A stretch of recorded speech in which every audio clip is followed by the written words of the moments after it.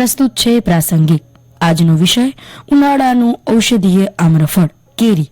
સંપાદન અને પઠન આરતી ભટ્ટ. ગ્રીષ્મ ઋતુમાં અનેક રોગોને દૂર કરી સ્વાસ્થ્યની સમતુલા જાળવી રાખવા માટે આપણને મળેલી પ્રકૃતિની ભેટ એટલે કેરી. કેરીનું લેટિન શાસ્ત્રીય નામ મેન્જીફેરા ઇન્ડિકા એ વાતની સાબિતી આપે છે કે આ ફળનું મૂળ વતન ઇન્ડિયા એટલે કે ભારત છે. ચીની યાત્રી યુએન સેંગે તેની યાત્રી પોથીમાં આપણા દેશના આ ફળને અદ્ભુત સુંદર ફળ તરીકે વખાણ્યું. વેદની ઋચાઓ અને પુરાણોમાં પણ આ અપ્રતિમ આમ્રફળ કેરીનો ઉલ્લેખ મળી આવે છે. સંસ્કૃત કવિઓએ કેરીને ફલાધિરાજ એટલે કે ફળોના રાજા એવું નામ આપી ફળ સમુદાયમાં અગ્રેસર સ્થાન આપ્યું છે. આ જ કેરીને મધુફળ, રસાળ, કલ્પવૃક્ષ, મધુદૂત અને કોયલનું પ્રિય વૃક્ષ હોવાથી પીકવલ્લભા જેવા નામોથી અલંકૃત કરવામાં આવ્યું છે.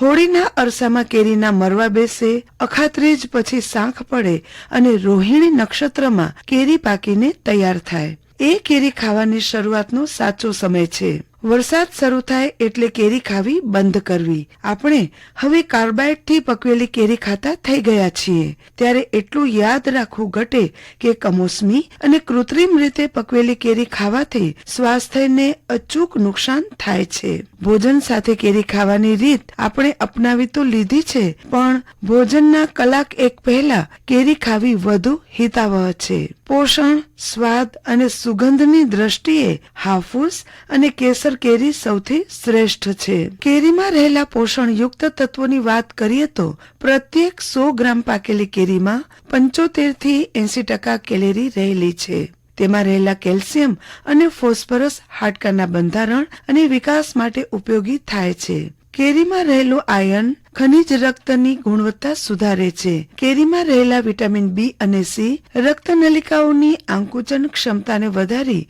રક્ત ભ્રમણ સુધારે છે અને અંતઃસ્ત્રાવી ગ્રંથિઓનું કાર્ય સારી રીતે પાર કરવામાં મદદરૂપ થાય છે.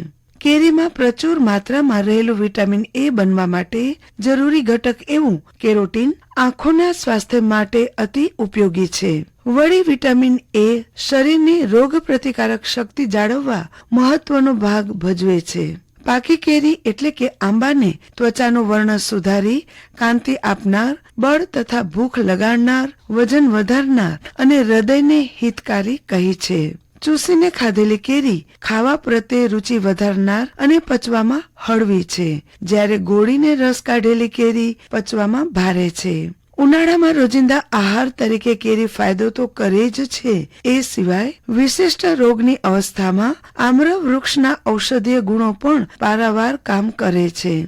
ઉનાળામાં આપણા આહારમાં કેરી સૌથી મહત્વની અને પસંદની વસ્તુ છે. કેરીના ચાહકો માટે દર વર્ષે 22 જુલાઈએ દેશમાં કેરી દિવસ મનાવવામાં આવે છે. કેરીની 1500 થી વધુ જાતો છે અને તેનું વાવેતર 6000 વર્ષ પહેલા શરૂ થયું હતું. જૂના સમયમાં જૂનાગઢ જિલ્લામાં 100 થી વધુ જાતની કેરીનું ઉત્પાદન કરવામાં આવતું. કેરીને વેપારમાં સામેલ કરવાનું શ્રેય પોર્ટુગીઝ લોકોને ફાળે જાય છે. કેરી ભારત ઉપરાંત પાકિસ્તાન અને ફિલિપાઇન્સનું પણ રાષ્ટ્રીય ફળ છે.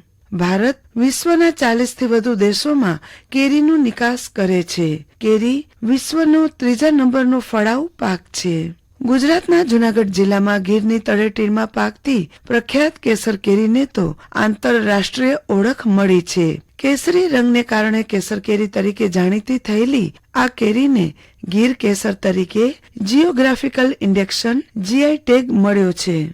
કચ્છમાં ખાસ કરીને નખત્રાણા, માંડવી, મુન્દ્રા, અંજાર સહિતના કેટલાક વિસ્તારોના પ્રગતિશીલ અને પ્રયોગશીલ ખેડૂતોએ ભૂગર્ભ જળની મદદથી સિંચાઈ દ્વારા બાગાયત પાકમાં નવો પ્રયોગ કરીને બાગાયતી ક્ષેત્રે કાઠું કાઢ્યા બાદ કચ્છની કેસર કેરીને દેશ વિદેશમાં પ્રખ્યાત કરી દીધી. કચ્છની કેસર કેરીમાં ઓછા રેસા અને મીઠાશ વધારે હોવાથી કચ્છની કેસર કેરીની માંગ માત્ર ગુજરાત જ નહીં પરંતુ અન્ય રાજ્યો અને વિદેશમાં પણ વધી છે.